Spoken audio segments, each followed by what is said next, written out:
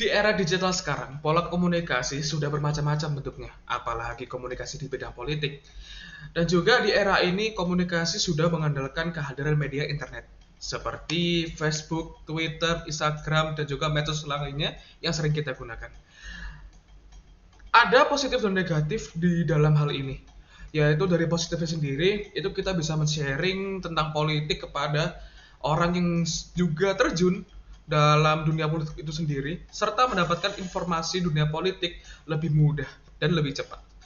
Lalu terkadang ada negatifnya juga tentunya, yaitu seperti banyaknya hoax yang beredar yang di berita-berita, seperti hal-halnya yang membuat kita itu merasa itu percaya dan benar, tapi ternyata itu adalah suatu kebohongan gitu. Lalu juga ada hate speech tentunya, yang nama juga ada di internet, dan juga black campaign, yang dimana mempunyai dampak besar untuk dalam perpecahan suatu negara. Halo teman-teman, pada kali ini kita akan membahas narasi positif komunikasi politik. Persoalan politik bukan hanya seputar lobby dan bagi-bagi kekuasaan. Namun, ada instrumen yang paling menentukan dalam membangun narasi positif, yakni bagaimana menyampaikan gagasan dan ide.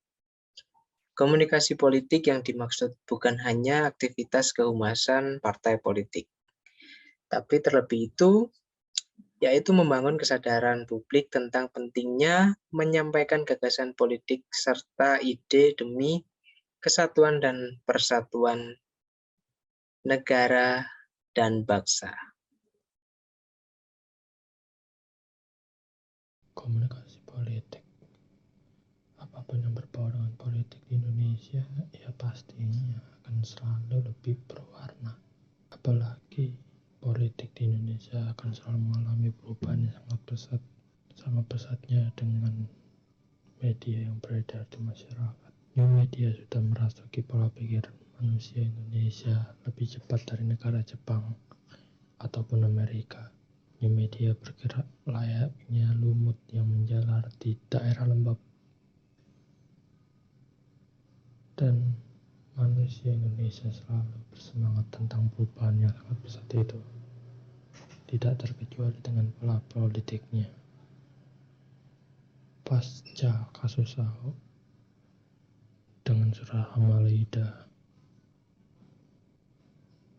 politik di Indonesia mulai tidak stabil dengan adanya isu politisasi agama. Agama semakin melekat dengan politik, dibarengi dengan Pak D yang mengambil wakil seorang kiai. Dan tentu saja pihak Prabowo tidak akan diam saja. Politik dan agama akan selalu bisa berjalan di Indonesia, apalagi pasarnya yang begitu besar dan mewah. Ustadz ataupun pendeta akan sama-sama mendukung siapa yang mereka pilih, tak terkecuali orang yang akan mereka musuhi suatu hari nanti. Komunikasi politik semakin seru bila adanya sebuah permainan di dalam teknik komunikasinya. Apalagi komunikasi politik tentu saja akan diwarnai dengan politisasi agama yang sangat melekat di dalamnya. Jenis-jenis komunikasi yang akan sama akan masuk ke telinga manusia Indonesia.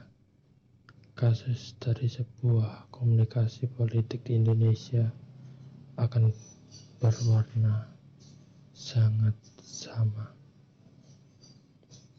Para tokoh-tokohnya akan menggunakan senjata yang pernah digunakan oleh para pendahulu mereka.